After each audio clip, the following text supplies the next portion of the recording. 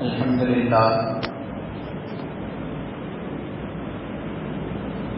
لله رب العالمين والعاقبة للمتقين والصلاة والسلام على سيد الأنبياء والمرسلين وعلى آله وأصحابه أجمعين والمؤمنين والمسلمين كلهم أجمعين ومن تبعهم بإحسان إلى يوم الدين أما بعد فقد قال الله تبارك وتعالى في كلامه المجيد بعد أعوذ بالله من الشيطان الرجيم بسم الله الرحمن الرحيم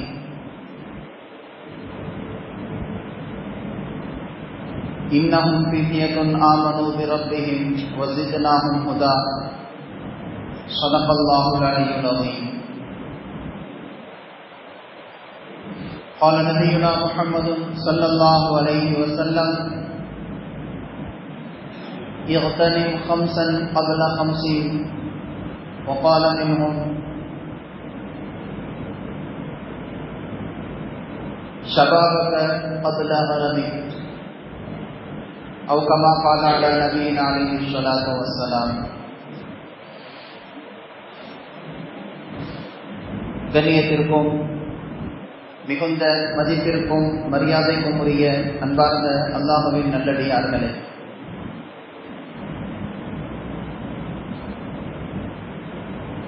அல்லாஹ் தஆலா திருமறையில்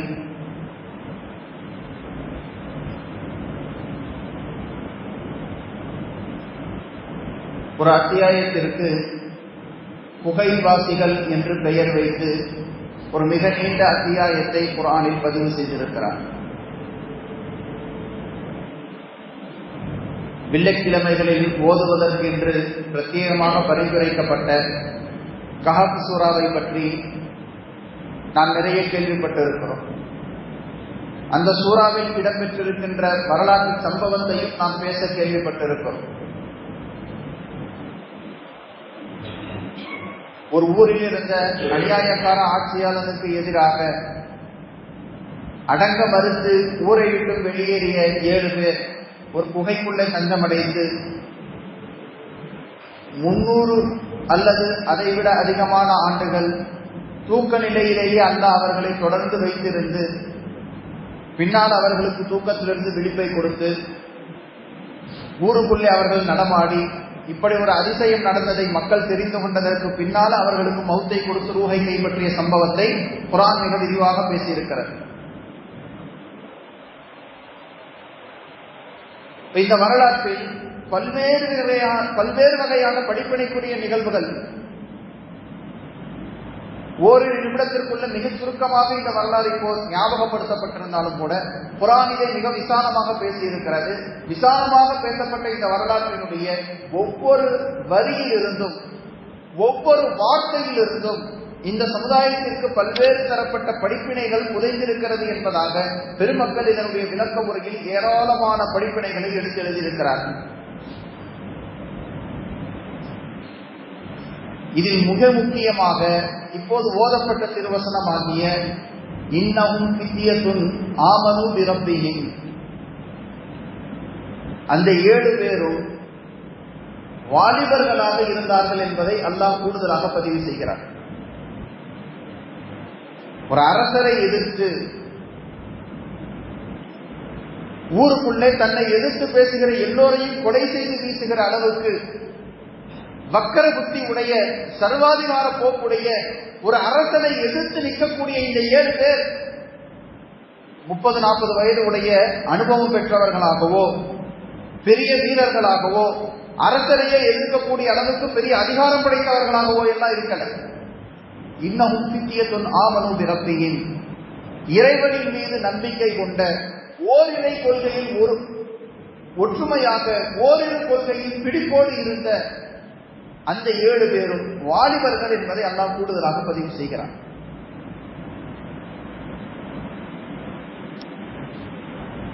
எனவேதான் வாலிப சமுதாயத்தின் மீது, இளைஞர் சமுதாயத்தின் மீது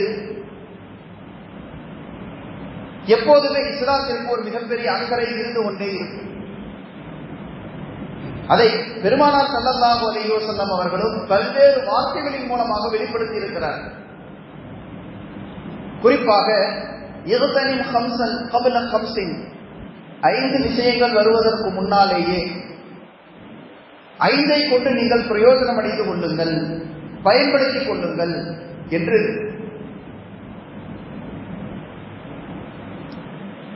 5 இயலாமைகளை குறித்து பெருமானார் ஸல்லல்லாஹு அலைஹி வஸல்லம் அவர்கள் சொல்வார். நோய் என்ற இயலாமை வருவதற்கு முன்னால ஆரோக்கியத்தை பயன்படுத்திக் கொள்ளுங்கள். மரணம் என்ற இயலாமை வருவதற்கு முன்னால் வாழ்நாளை பயன்படுத்திக் கொள்ளுங்கள். வேலை என்கின்ற ஒரு இயலாமை வருவதற்கு முன்னால ஓய்வாக இருக்கக்கூடிய நேரத்தை பயன்படுத்திக் கொள்ளுங்கள். அந்த வரிசையில பெருமானார் ஸல்லல்லாஹு அலைஹி வஸல்லம் அவர்கள் சொன்னார்கள், வயோதிகம் வருவதற்கு முன்னால வாலிபத்தை பயன்படுத்திக் கொள்ளுங்கள். வாலிப காலத்தில் உள்ள உடல் ஆரோக்கியத்தையும் அந்த வயதில் உள்ள உங்களுடைய சிந்திக்கின்ற திறனையும் உங்களுக்கு கிடைத்திருக்கக்கூடிய ஓய்வையும் சுமைகள் இல்லாத அந்த சுதந்திரமான நேரத்தையும் பொறுப்புகள் இல்லாத அந்த சுயமாக சிந்தித்து உங்களுடைய போக்கில் நீங்கள் பயணிப்பதற்கு வழி உண்டாகி இருக்கக்கூடிய அந்த வயதை நீங்கள் ஆரோக்கியமாக பயன்படுத்திக் கொள்ளுங்கள். நல்ல காரியங்கள் அதை ஈடுபடுத்தி முதலீடாக ஆக்கிக் கொள்ளுங்கள் என்று பெருமானார் ஸல்லல்லாஹு அலைஹி வஸல்லம் அவர்கள் நமக்கு வழிகாட்டி இருக்கிறார்கள். அதே போல மறுமை நாளில் 5 கேள்விகள் கேட்கப்படாத வரை ஒரு மனிதனுடைய பாதங்கள் 5 கேள்விகள் கேட்கப்பட்டு அதற்கு நிறைவான பதில், தகுந்த பதில் அளிக்கப்படாத வரை ஒரு மனிதனுடைய பாதங்கள் அவன் இருக்கின்ற இடத்தை விட்டு நகர முடியாது என்று கியாமத் நாளில் விசாரிக்கப்படுகின்ற கேள்விகளை குறித்து பெருமானார் ஸல்லல்லாஹு அலைஹி வஸல்லம் அவர்கள் சொல்லும் போது கூட வான் ஷபாபிஹி ஃபீமா அஃப்னா, அவன் தன் வாலிபத்தை எந்த காரியத்தில் கழித்தான் என்பதை குறித்து அல்லாஹ் பர்டிகுலராக ஒரு கேள்வி கேட்டு அதற்கு தகுந்த பதில் சொல்லாத வரைக்கும் அவனுடைய பாதங்கள் இருக்கிற இடத்தை விட்டு நகராது. பொருளாதாரத்தை எப்படி சம்பாதித்தாய், எப்படி செலவழித்தாய், வாழ்நாட்களை எப்படி கழித்தாய், நீ கற்ற இல்மின்படி என்ன அமல் செய்தாய் என்று அல்லாஹ் மறுமை நாளில் முதற்கட்ட விசாரணையாக கேட்கப்படுகின்ற முத்தாய்ப்பான கேள்விகளில் ஒரு கேள்வி, வாலிபத்தை எப்படி செலவு செய்தாய். 60 வருட காலம் வாழ்ந்திருந்தாலும் 100 வருட காலம் வாழ்ந்திருந்தாலும் இந்த முழு வாழ்நாளை குறித்து தனிப்பட்ட முறையில் ஒரு பதில் சொல்ல வேண்டி இருக்கக்கூடிய அந்த நிலைமையிலும் கூட குறிப்பாக வாலிப வயதில் நீ எந்த காரியத்தை செய்து கொண்டிருந்தாய், அந்த ஆட்களை எதற்காக பயன்படுத்தினாய், அந்த நேரத்தை எதில் செலவழித்தாய் என்பதை குறித்து தனிப்பட்ட முறையில் ஒரு கேள்வி கேட்கப்பட்டு அதற்கு பதில் சொல்ல வேண்டிய கட்டாயம் இருக்கிறது என்பதை பெருமானார் ஸல்லல்லாஹு அலைஹி வஸல்லம் அவர்கள் உணர்த்துவார்.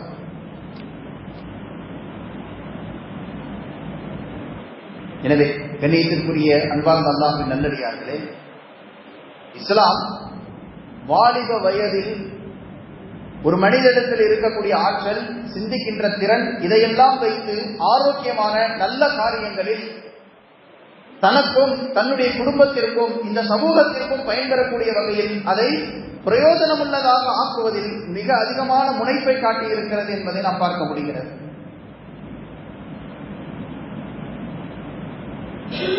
தொடர்ச்சியாக இளைஞர் சமுதாயத்தை குறித்து, வாலிபர்களை குறித்து பேசப்படுகின்ற எல்லா செய்திகளையும் எடுத்து பார்த்தா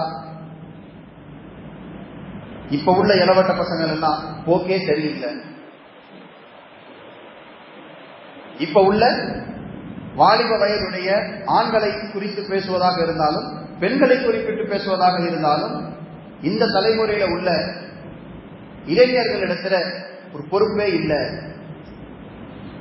நேரத்தை வீணடிக்கிறாங்க, தேவையில்லாத பழக்கத்தில் ஈடுபடுறாங்க, போதைப் பொருட்களுக்கு அடிமையாக இருக்கிறார்கள், செல்போன் பயன்படுத்துவதற்கு அடிமையாக இருக்கிறார்கள், நடிகர் நடிகைகளின் ரசிக மனப்பான்மையில தங்களுடைய வாலிபத்தை தொலைத்துக் கொண்டிருக்கிறார்கள், சமூக வலைதளங்களில் தங்களுடைய நேரத்தை கழித்துக் கொண்டிருக்கிறார்கள் என்றெல்லாம் தொடர்ச்சியாக இன்றைக்கு வாலிபர்கள் இளைஞர்களை பற்றி பேசும் போதெல்லாம் இளைஞர்களிடத்தில் ஏற்பட்டிருக்கக்கூடிய அந்த குறைபாடுகளை குறிப்பிட்டு சுட்டிக்காட்டி பேசி பேசி பேசி பேசி இவர்களை வழிநடத்துவதில் நமக்கு இருக்கக்கூடிய பொறுப்பிலிருந்து நாம் தட்டி கழித்துக் கொண்டு ஒதுக்கிக் கொள்ளுகிறோம்.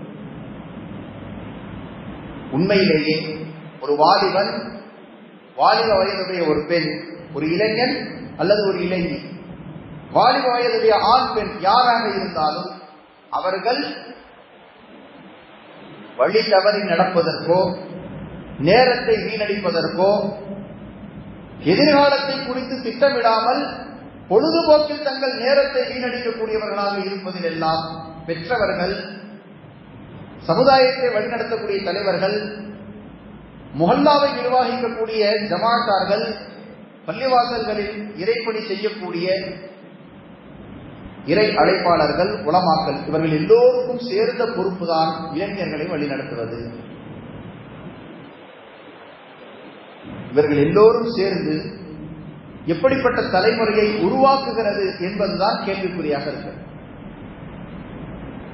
யாரை பார்த்து கேட்டாலும் இன்னைக்கு உள்ள பசங்களே சரியில்லை, இன்னைக்கு காலத்தில் உள்ள பிள்ளைகளே சரியில்லை, நாங்க இருந்த காலத்துல எல்லாம், எங்களுடைய வாலிப பருவத்தில் எல்லாம், நாங்க சிறு வயசாக இருக்கும் போதெல்லாம், நாம் சிறுவயதாக இருந்த போது நம்மை பக்குவப்படுத்திய உலமாக்கள், நம்மை பக்குவப்படுத்திய பள்ளிவாசல் ஜமாத்துகள், நம்மை பக்குவப்படுத்தி வளர்த்த நம்முடைய பெற்றோர்கள், நம்மை சுற்றி இருந்தவர்கள் எல்லாம் நம்மீது என்ன அக்கறையை காட்டினார்களோ, என்ன அன்பு செலுத்தினார்களோ, எந்த நேர்வழி காட்டி நம்மை கையை பிடித்து வழி நடத்தினார்களோ, அந்த வழிகாட்டுதலை இன்றைக்குள்ள தலைமுறைகளுக்கு நாம் செய்து கொண்டிருக்கிறோமா என்பதை நாம் விசாரிக்க, நாம் யோசித்து பார்க்க கடமைப்பட்டிருக்கிறோம். இன்றைக்கு சமூக வலைதளங்களில் தொடங்கி தொலைக்காட்சி, ஊடகங்கள், விவாதங்கள், செய்தித்தாள்கள், பத்திரிகைகள், வீட்டில் சராசரியாக பேசிக்கொள்ளக்கூடிய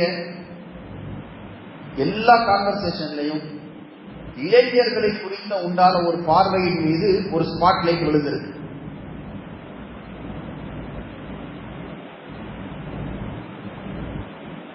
எல்லா அமைப்புகளாலும், எல்லா கட்சிகளாலும், எல்லா இயக்கங்களினாலும் இன்றைக்கு குறிவைக்கப்படக்கூடிய ஒரு மிக முக்கியமான சக்தியாக இளைஞர் சக்தி மாறி இருக்கிறது. எல்லாரும் இன்னைக்கு இளைஞர்களை பத்தி தான் பேசுறாங்க.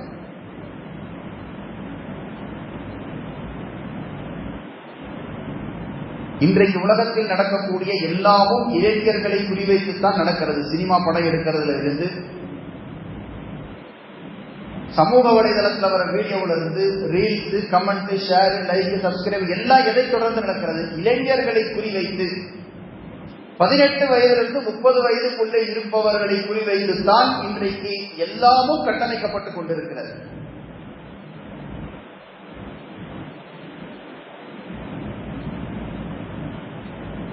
உடனே எல்லாருடைய கவனமும் இந்த பக்கம் திசை திரும்பிடுச்சு. எல்லாம் என்ன செய்ய ஆரம்பிச்சாங்க? இளைஞர்களை தங்களுடைய வாடிக்கையாளர்களாக மாற்றணுங்கிற முடிவுக்கு எல்லாரும் வந்தாச்சு. சினிமா படம் எடுக்கிறவங்க இளைஞர்கள் டிக்கெட் எடுத்து வந்து பார்க்கணும், அதுக்கு தகுந்த மாதிரி படத்தை உருவாக்கணும். சமூக வலைதளத்தில் பேசக்கூடிய பேச்சாளர்கள் இளைஞர்கள் என் பேச்ச கேட்கணும், அவர்கள் என்னுடைய சேனலை சப்ஸ்கிரைப் பண்ணணும், அவங்க எனக்கு லைக் போடணும். அரசியல் கட்சிகள் குறிப்பாக எல்லாருமே ட்ரெண்ட மாத்தியாச்சு. என்ன செய்ய ஆரம்பிச்சாங்க? எல்லாரும் இளைஞர் பாசறை, ஜென்சி கிட்ஸ் என்று எல்லா கட்சியும், எல்லா இயக்கமும் என்ன செய்ய ஆரம்பிச்சாங்க?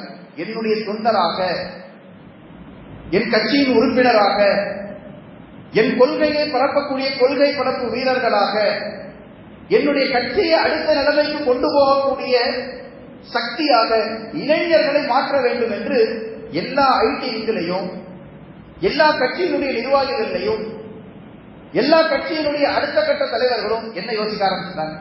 நம்ம டார்கெட்டை மாற்றணும். ஆடியன்ஸினுடைய பார்வை மாறிடுச்சு. இன்றைக்கு முடிவு செய்யக்கூடிய இடத்தில் இளைஞர்களுடைய சக்தி வந்திருக்கு. அதனால என்ன செய்யணும்? எல்லாத்தையும் ஜென்சியாக மாற்றணும்.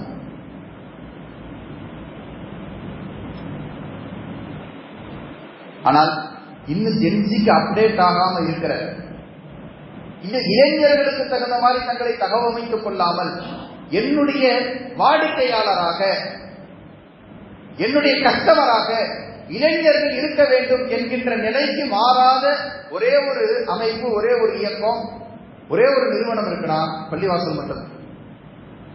என்ன செய்யல? இளைஞர்கள் தொழுகைக்கு வரணும், இளைஞர்கள் சேவைக்கு வரணும், இளைஞர்கள் பொது காரியத்தில் இறங்கணும், இளைஞர்கள் நிர்வாகத்திற்குள்ள கட்டமைப்புக்குள்ள முகல்லாவை உருவாக்குறதுல, வரக்கூடிய தலைமுறையை வழிநடத்துற இடத்துல, தலைமைத்துவ பண்புகள்ல இளைஞர்கள் வரட்டும் என்று அந்த ட்ரெண்ட மாத்தாம இருக்கிற ஒரே ஒரு இடம் பள்ளிவாசல் மட்டும்.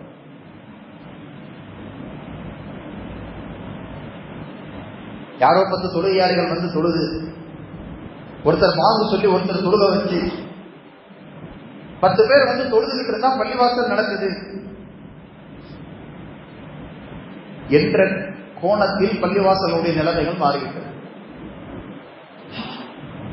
ஒரு இளைஞர் பாசறை, ஒரு மன்றம், ஏதோ ஒரு பெயரில் இளைஞர்களை பள்ளிவாசலோடு தொடர்புபடுத்தக்கூடிய எந்த ஒரு முயற்சியும் எடுக்காமல் நாம் கடந்து செல்லுகிறோம். காரணத்தை கேட்டா அவனுக்கு எங்க பள்ளிவாசலுக்கு வர்றாங்க, அவங்க எதிர்த்து தொழுகைக்கு வர்றாங்க, பழியை தூக்கி அவர்களை மீது போட்டுவிட்டு நம்முடைய பொறுப்புகளிலிருந்து நாம் பின்வாங்கிக் கொள்ளுகிறோம். ஒட்டுமொத்த உலகமும் எதை குறிவைத்து இயங்கிக் கொண்டிருக்கிறதோ அந்த சக்தி, அந்த பட்டாளம், அந்த கூட்டம் வழி தவறி சென்று கொண்டிருக்கிறது என்று கவலைப்படக்கூடியவர்கள் யாரும் அதை நேர்வழிப்படுத்துவதற்கு நாம என்ன தயாரிப்பு செய்து வைத்திருக்கிறோம் என்பதை குறித்து யோசிப்பதில்லை. கைப்பிடித்து அவர்களை கொண்டு வந்து நேர்வழியில நிறுத்த வேண்டிய பொறுப்பு நம்மிடத்தில் இருக்கிறது. நாம என்ன செய்யணும்? இயக்கங்கள் தங்களுடைய போக்கை மாற்றியது போல, கட்சிகள், அமைப்புகள் தங்களுடைய போக்கை மாற்றிக்கொண்டு இளைஞர்களுக்கு வழிவிட்டு அவர்களை உள்ளே கொண்டு வந்து நுழைப்பதற்கு எடுக்கப்படுகின்ற முயற்சிகளைப் போல இளைஞர்களை குறிவைத்து அவர்களின் மீது உழைப்பு செய்து அவர்களை பள்ளிவாசலுக்கு கொண்டு வரக்கூடிய உழைப்பில் நாம இறங்க வேண்டும். பெருமானார் ஸல்லல்லாஹு அலைஹி வஸல்லம் அவர்கள் சொன்ன உபதேசத்தை அலி ரலியல்லாஹு அன்ஹு அவர்கள் பதிவு செய்கிறார்கள். எந்த ஏஜ் குரூப்ல உள்ளவர்களிடத்தில் எப்படி அணுக வேண்டும், ஒவ்வொருவரினுடைய வயதிற்கு தகுந்த அறிவை புரிந்து கொண்டதனால் பெருமானார் ஸல்லல்லாஹு அலைஹி வஸல்லம் அவர்கள் சொன்னார்கள், இவரை இப்படி அழைத்தால் நம்மோடு வருவார் என்ற ஒரு சைக்காலஜியை புரிந்ததனால் பெருமானார் ஸல்லல்லாஹு அலைஹி வஸல்லம் அவர்கள் சொன்னார்கள், லாஇபுஹு சபஅன், 7 வயதிலிருந்து 14 வயது வரைக்கும் உள்ள, 1லிருந்து 7 வயதுக்கு கீழே உள்ள குழந்தைகள், லாஇபுஹு சபஅன், இவர்களை ஏதாவது ஒரு காரியத்துக்கு நீங்க சம்மதிக்க வைக்கணும்னா அவன் விளையாடுற மாதிரியே விளையாடி காமிச்சு, அவன் குட்டிக்காரன் அடிச்சா நீங்களும் குட்டிக்காரன் அடிச்சு, அவன் கவிழ்ந்து விழுந்தா நீங்களும் கவிழ்ந்து விழுந்து,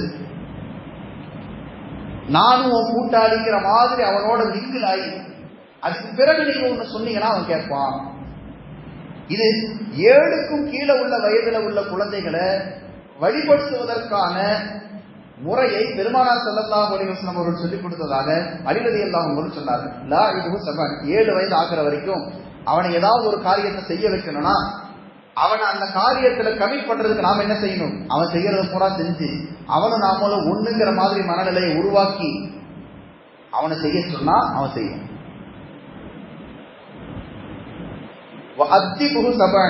7 வயதிலிருந்து 14 வயது வரைக்கும் உள்ள குழந்தைகளை வார்த்தைகளால சொல்லி வழிபடுத்தி அவர்களை பக்குவப்படுத்த வேண்டும். 7லிருந்து 14 வயசுக்குள்ள அவனுக்கு என்ன செய்யணும்? வார்த்தைகளால ஒவ்வொன்னா 1லிருந்து 7 வரைக்கும் நாம செய்து காண்பித்து இப்படித்தான் சாப்பிடணும்னு நாம அவன் முன்னாடி உட்கார்ந்து சாப்பிட்டு காமிச்சா அவன் அதை மாதிரி பார்த்து காப்பி அடிக்கும். நம்மளை பார்த்து அவன் காப்பி அடிக்கணும்னா முதல்ல நாம என்ன செய்யணும்? நீயும் நானும் ஒண்ணுங்கிறத அவனுக்கு மனசுல உருவாக்கணும். விளையாடும் போது அவன் கூட சேர்ந்து விளையாடி, சாதாரண நேரத்தில் அவன் கூட சேர்ந்து உருண்டு எல்லா விளையாட்டுகளையும் அவன மாதிரியே செஞ்சு அவனோட ஒன்றாகிவிட்டால் அடுத்து நாம என்ன செய்யறோமோ அதை பார்த்து அவன் தானா செய்வான். பார்ப்பதை கொண்டு பழகக்கூடிய பருவம் 1-7 வரைக்கும். அப்ப அவனோட மிங்கலாயிருங்க அந்த ஏஜ்ல. அப்ப நீங்க செய்யறத பார்த்து அவன் அப்படியே காப்பி அடிப்பான். இது அந்த வயதில் உள்ளவர்களை ஒழுங்குபடுத்துவதற்கான வழிமுறை. 7-14, 7 to 14 நீங்க சொன்னா அவன் கேட்பான். தன்மையா சொல்லக்கூடிய விதத்துல சொல்லி நல்ல பழக்கங்களை அந்த காலகட்டத்தில் அவர்களுக்கு சொல்லி மூலமாக புரிய வைத்து அவர்களை வழிபடுத்த வேண்டும்.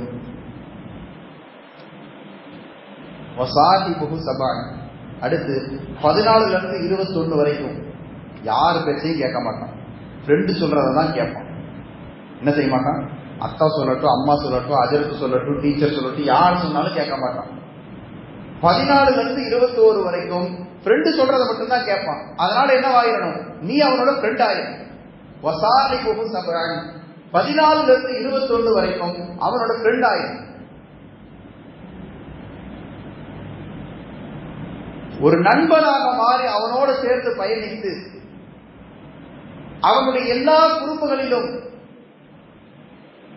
அது ஒரு தவறான கட்டத்திற்கு எட்டாத வரைக்கும் அவனோட சேர்ந்து ஒரு நண்பனை போலவே பயணித்து அவனுக்கு நல்லது கெட்டது சொல்லிக் கொடுப்பதுதான் 14-21 வரைக்கும் உள்ள வயது குரூப்ல உள்ள மக்களை ஒரு காரியத்தை புரிய வைக்கிறதுக்கு, அவருக்கு சொல்லி ஒரு விஷயத்தை தெரிய வைக்கிறதுக்கான நடைமுறை என்று பெருமானார் ஸல்லல்லாஹு அலைஹி வஸல்லம் அவர்கள் சொன்னதாக அலி ரலியல்லாஹு அன்ஹு அவர்கள் சொல்வார்கள்.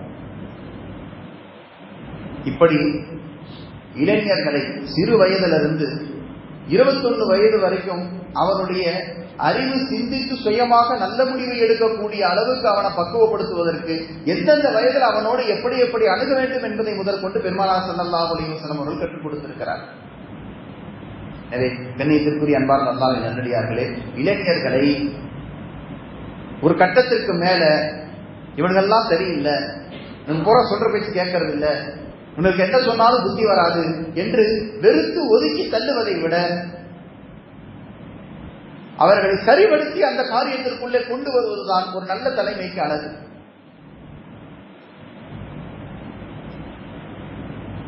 பெருமானார் ஸல்லல்லாஹு அலைஹி வஸல்லம் அவருடைய காலத்துல ஒரு சஹாபி பாதையில் நடந்து சென்று கொண்டிருந்த போது தெரியாமல் ஒரு அந்நிய பெண்ணின் மீது பார்வைப்பட்டது. அது ஒரு பெரிய குற்றமாக நினைத்து ஒரு அந்நிய பெண்ணை பார்த்து விட்ட பாவம் செய்த இந்த கண்ணை கொண்டு நான் மறுபடியும் பெருமானார் ஸல்லல்லாஹு அலைஹி வஸல்லம் பார்க்க மாட்டேன்னு முடிவு செய்து காட்டு போறீங்க.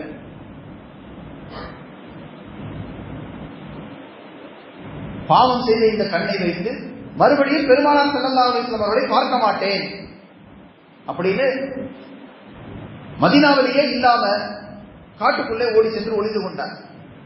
ரொம்ப நாளாக அவர் சபைக்கு வராததை கவனித்த பெருமானார் ஸல்லல்லாஹு அலைஹி வஸல்லம் அவர்கள் எங்க தாலபாவை காணோம் என்று கேட்டபோது, நாங்களும் அவரை பார்த்து ரொம்ப நாள் ஆச்சு, வெளியூர் போயிருக்காரு போல தெரியுது, வியாபாரத்திற்காக வேண்டி எங்கேயாவது ஊருக்கு பயணம் போயிருப்பார் போல தெரியுது என்று சொல்லி ரொம்ப நாள் கழித்து அவர் காணாதது போது தேடி வர சொல்லி உமர் ரலியல்லாஹு அன்ஹு அவர்களையும் அலி ரலியல்லாஹு அன்ஹு அவர்களையும் அனுப்புகிறார்கள். காட்டுல போய் விசாரித்தால் காட்டுக்கு ஆடு மாடு மேய்க்கக்கூடிய அந்த இடையர்கள் போய் வரக்கூடியவர்கள் எல்லாம் சொன்ன செய்தி, நடுத்தாமத்தில் ஒருத்தர் மலையிலிருந்து கீழே இறங்கி வருவார். யாரெல்லாம் என்னை நரகத்திலிருந்து காப்பாத்து நரகத்திலிருந்து காப்பாத்துன்னு அழுகுவார். மறுபடியும் விடிஞ்ச உடனே மலைக்கு ஏறிடுவார். அவருடைய முகத்தை கூட நாங்க சரியா பார்த்ததில்லை. ஏன்னா வெளிச்சமா இருக்கிற நேரத்தில் அவர் கீழே வரவே மாட்டார். இருட்டின பிறகு இறங்கி வருவார். இரவெல்லாம் ஏதாவது ஒரு மரத்தினுடைய கிளையை பிடிச்சுக்கிட்டு, ஏதாவது ஒரு கல்லு, ஏதாவது ஒரு பாறையை பிடிச்சுக்கிட்டு, யாரெல்லாம் என்ன நரகத்திலிருந்து காப்பாத்துன்னு விடிய விடிய அழுகுவார். விடிச்சு வெளிச்சு வந்த உடனே யாராவது என்னை பார்த்திடக்கூடாது என்பதற்காக அப்படியே மலைக்கு ஏறிடுவார். அதனால அவரை நீங்க கேட்ச் பண்ணணும்னா நைட்டு பூரா காட்டுல தங்கினாதான் அவரை பிடிக்க முடியும். உடனே கூடாரம் அடித்து உமர் ரலியல்லாஹு அன்ஹு அலி ரலியல்லாஹு அன்ஹு 2 பேரும் இரவு முழுக்க காட்டுல தங்குவது என்று முடிவு செய்து தங்கினார்கள். இரவு இருட்டியதற்கு பிறகு காலவா இறங்கி வந்தார். போய் பிடிச்சிட்டாங்க. பிடித்து ரசூலுல்லாஹி ஸல்லல்லாஹு அலைஹி வஸல்லம் கூட்டிட்டு வர சொன்னாங்க. இல்ல, இந்த பாவி பாவம் செய்த நிலையில பாவம் மன்னிக்கப்படாமல் பாவத்தை செய்த இந்த கண்களை கொண்டு நபியை பார்ப்பதற்கு நான் விரும்பவில்லை, நான் வரமாட்டேன், நான் வர மறுத்து விட்டேன் என்று சொல்லிவிடுங்கள். இந்த செய்தியை போய் சொல்றாங்க. இல்ல அப்படி பயப்பட வேண்டிய அவசியம் இல்லை, நான் தான் வர சொன்னேன் என்று சொல்லி அழைத்து வாருங்கள் என்று 2வது நாள் சொல்லி அனுப்பினதுக்கு பிறகு அவர் திருப்பி பூட்டி வரப்பட்டார். மறுபடியும் 2வது நாள் வந்ததற்கு பிறகு அவர் சொன்னார், யார சொல்லலாம், இப்படி ஒரு அந்நிய பெண்ணின் மீது என்னுடைய பார்வைப்பட்டிருச்சு.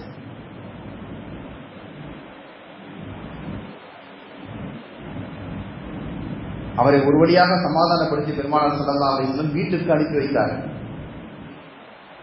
வீட்டுக்கு போனவர் மறுபடியும் பள்ளி பக்கமே வரல. என்னன்னு விசாரித்தா, அன்னைக்கு இரவு வீட்டுல போய் படுத்தவருக்கு ஏற்பட்ட காய்ச்சல் எழுந்து நடக்க கூட முடியாத அளவுக்கு அவரை படுக்கையில் ஆழ்த்திவிட்டது. அசைய கூட முடியாத அளவுக்கு கடுமையான காய்ச்சல். 8 நாளாக அந்த காய்ச்சலில் அவதிப்பட்டுக் கொண்டே இருந்தார். உடனே பெருமானார் ஸல்லல்லாஹு அலைஹி வஸல்லம் அவர்கள் அவரை சமாதானப்படுத்துவதற்காக நபி அவருடைய வீட்டுக்கு சென்றார்கள். வீட்டுக்கு போய் அந்த காய்ச்சலில் கிடந்தவர்களுடைய தலையை தூக்கி தன் மடியில வைத்த உடனே அவரே தன் தலையை அகற்றிக் கொண்டார். அவரே நகர்ந்து கீழே போயிட்டார். கேட்டாங்க, யார சொல்லலாம், ஒரு பாவம் செய்த கண்கள், அந்த கண்ணை தாங்கி இருக்கக்கூடிய இந்த உடல், அந்த தலை உங்களுடைய உடல்ல படக்கூடாது, நானே என்னை உங்களை விட்டு தனிமைப்படுத்திக் கொள்ளுகிறேன் என்று அவர் நகர்ந்து சென்றார். அதே பெருமானார் ஸல்லல்லாஹு அலைஹி வஸல்லம் அவர்கள் சொன்னார்கள், இவ்வளவு பயப்பட வேண்டிய அவசியம் இல்லை. ரப்பனா ஆத்தினா ஃபித் துன்யா ஹஸனா வ ஃபில் ஆখিরাতি ஹஸனா வ கினா அஸாபன்னார்ங்கற துஆவை ஓதுங்க, அல்லாஹ் உங்களுடைய பாவத்தை மன்னிச்சிருவான். அதுக்கு அவர் சொன்ன பதில் என்ன தெரியுமா, யா ரசூலல்லாஹ், இந்த துஆவை விட நான் பண்ண பாவம் பெருசு இல்லை. சொல்றது பெருமானார் ஸல்லல்லாஹு அலைஹி வஸல்லம், சொல்லக்கூடிய வார்த்தை அல்லாஹ்வுடைய வார்த்தை.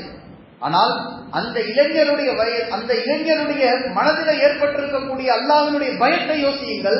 ரசூலுல்லாஹ் சொன்னாலும் குர்ஆனுடைய வார்த்தையாக இருந்தாலும் நான் செய்த பாவம் இதையெல்லாம் விட பெருசு, அல்லாஹ் என்ன நரகத்துல போடாம விட மாட்டாங்கிற ஒரு பயம் 20 வயதான சாலபாவுடைய உள்ளத்தை பிடித்து உலுக்கி 8 நாளாக இட முடியாத காய்ச்சலில் படுக்க வைத்திருந்தது.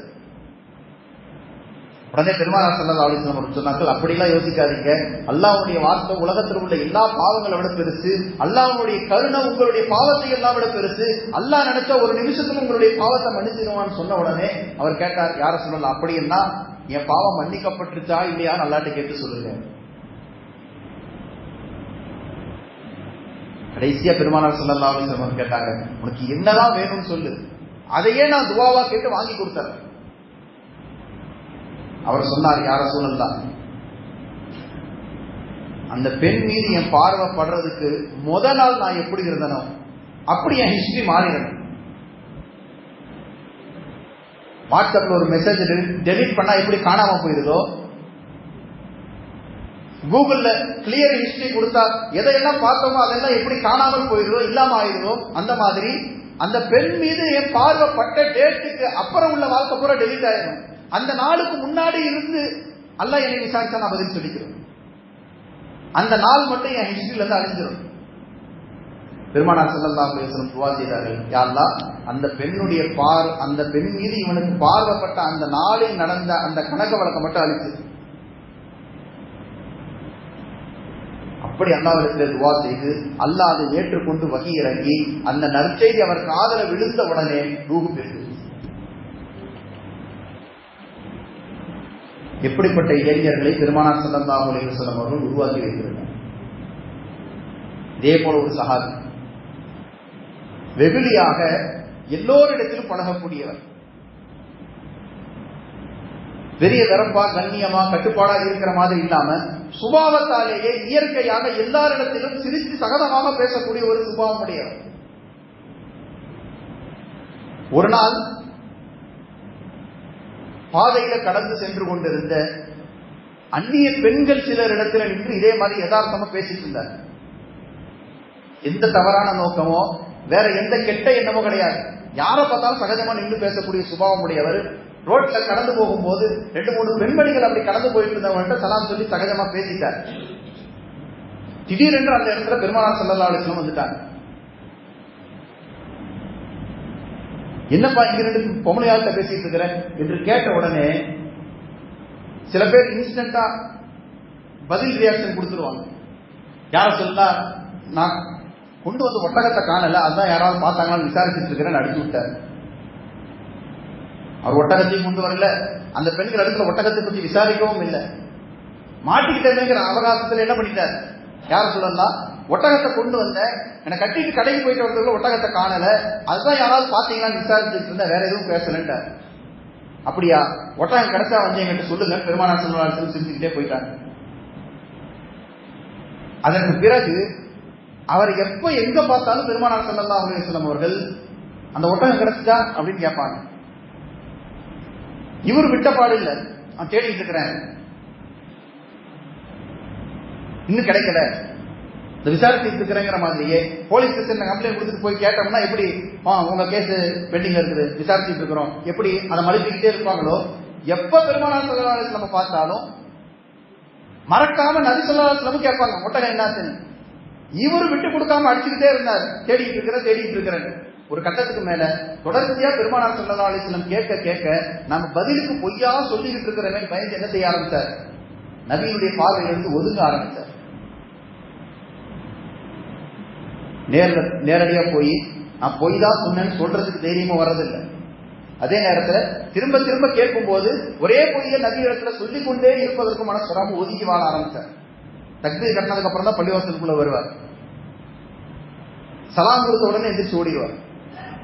இப்படி ஒரு வாழ்க்கை நரகமானதற்கு பின்னால ஒரு நாள் தொழுகையினுடைய நேரம் அல்லாத வேற ஒரு இட நேரத்துல பள்ளிவாசலுக்கு வந்தார். நிம்மதியா தொழுவோம் இன்னைக்காவது தக்பீர் கட்டி நின்னார். பள்ளியில போய் யாருமே இருக்கல. தக்பீர் கட்டி நின்று ஓத ஆரம்பிச்ச உடனே பெருமானார் ஸல்லல்லாஹு அலைஹி வஸல்லம் வந்து ஓரமா உட்கார்ந்துட்டாங்க. தொழுகையிலே இவர் நபி வந்து உட்கார்ந்து இருக்கிறத கவனிச்சார். எங்க சலாம் கொடுத்தா ஒட்டகம் எங்கன்னு கேட்டுருவாங்களோன்னு பயந்து அடுத்தடுத்த சூறாவா கண்டினியூஸா ஓதி தொழுகையை நீட்டிக்கிட்டே போறார். இவர் ஒரு சூறா முடிச்சு அடுத்த சூறா, இந்த சூறா முடிச்சு ருக்கு செய்வார், அந்த சூறா முடிச்சு ருக்கு செய்வார்னு பார்த்துக்கிட்டே இருக்கிறாங்க.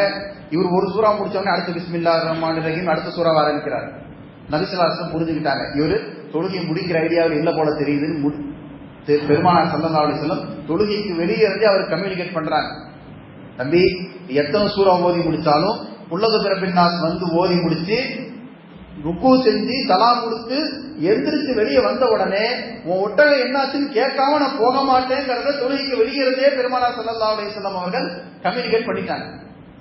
உடனே அவர் அந்த சூறாவோட தொழுகையை முடிச்சுட்டு சலாம் கொடுத்து திரும்பி வந்து யார சொல்லலாம், அப்பா நினைக்காதீங்க, அப்படி ஒரு ஒட்டகம்னா என் வாழ்க்கையில் இருந்ததே கிடையாது, நான் தெரியாம உங்கள்கிட்ட அந்த நேரத்தில் தப்பிக்கிறதுக்காக வேண்டி ஒரு பொய் சொல்லிட்டேன், மறுபடியும் பொய் சொன்னேங்கிறத ஒத்துக்கிறதுக்கு மனசு இல்லாம உங்கள்கிட்ட சமாளிச்சு ஒப்பேசிக்கிட்டே இருந்தேன், என்னால் அதை ரொம்ப நாளைக்கு கண்டினியூ பண்ண முடியல, இன்னைக்கு வசமா மாட்டிட்டேன், அதனால நான் சொன்ன பொய்ய அல்லாஹ்வுக்காக வேண்டி மன்னிச்சிருங்கன்னு சொல்லிட்டு பெருமானார் ஸல்லல்லாஹு அலைஹி வஸல்லம் அவர்கள் நீ பொய் தான் சொன்னேங்கிறது எனக்கு ஆரம்பத்திலே தெரியும் என்று சொல்லிவிட்டு சிரித்தவர்களாகவே எழுந்து வெளியே சென்று விட்டார்.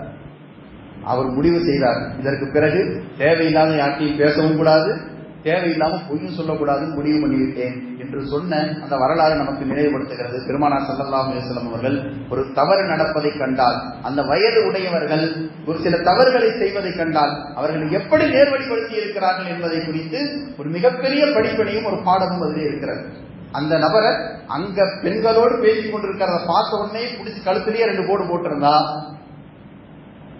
அடுத்து இவருக்கு தெரியாம எங்கேயாச்சும் நின்று பேசணும்னு தான் அவன் யோசிச்சிருப்பானே தவிர இனி பேசவே கூடாதுங்கிற முடிவுக்கு அவர் வந்திருக்க மாட்டார்.